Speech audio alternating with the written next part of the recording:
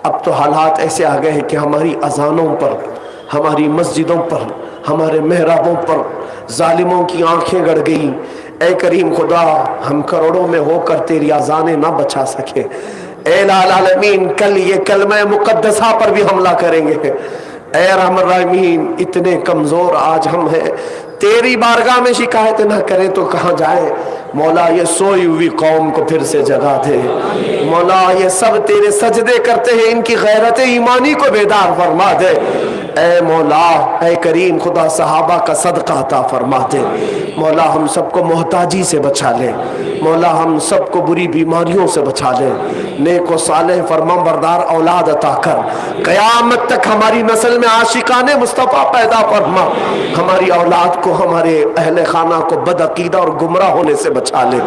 جو ہمارے خاندانوں میں انتقال کر چکے، مولا ان کی مغفرت کر۔ ہمارے ماں باپ کی مغفرت فرما۔ قبرستانوں میں سوئے ہوئے بہت سارے لوگ آج دعاؤں کا انتظار کر رہے ہوں گے۔ مولا ہم رمضانوں میں اچھی اچھی سحریاں اور افطاریاں کر رہے ہیں، اے کریم خدا اس رمضان کی برکت سے ان کی قبروں کو جنت بنا دے، ان کو سکون و اطمینان عطا فرما۔ ارحم الراحمین، اے کریم خدا ہماری دعاؤں کو حضور کے نالین پاک کے صدقے قبول فرما۔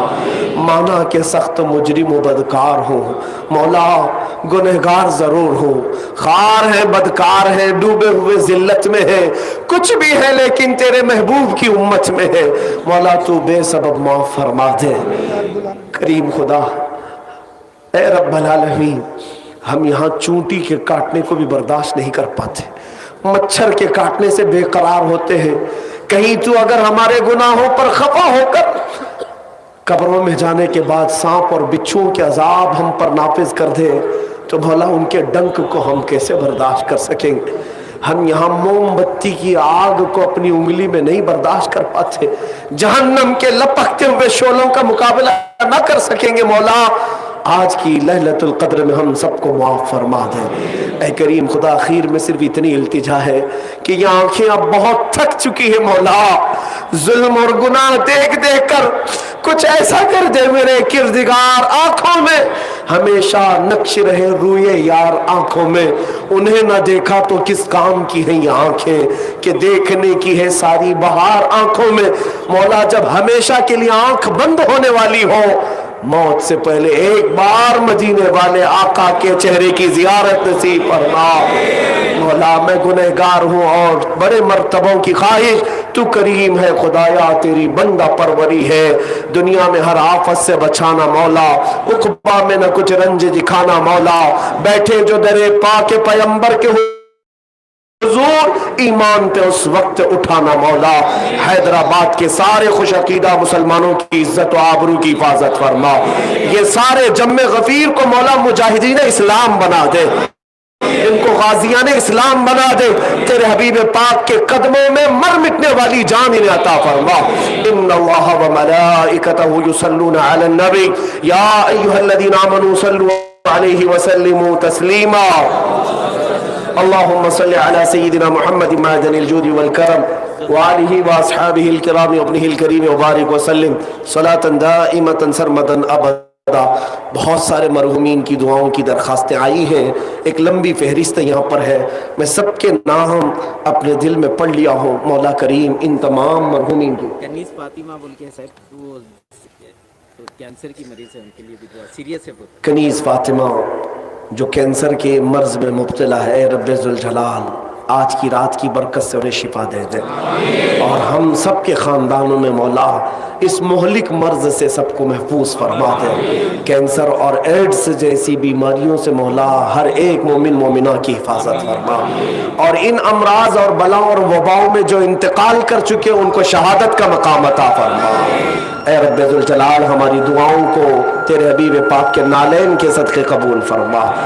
سبحان ربک رب العزت عما یصفون خصوصیت کے ساتھ رحمت عالم کمیٹی جو یہ اس جلسے کو سجاتی ہے، مولا ان کے بازوؤں میں اور طاقت عطا فرما، سنیت کا کام آخری سانس تک کرنے کی توفیق عطا فرما۔ دعواہم فیہا سبحانک اللہم وتحیتہم فیہا سلام وآخر دعواہم ان الحمد للہ رب العالمین۔ جب دم واپسی ہو یا اللہ، جب دم واپسی ہو یا اللہ، لب پہ جاری ہو بس لا الہ الا اللہ محمد رسول اللہ۔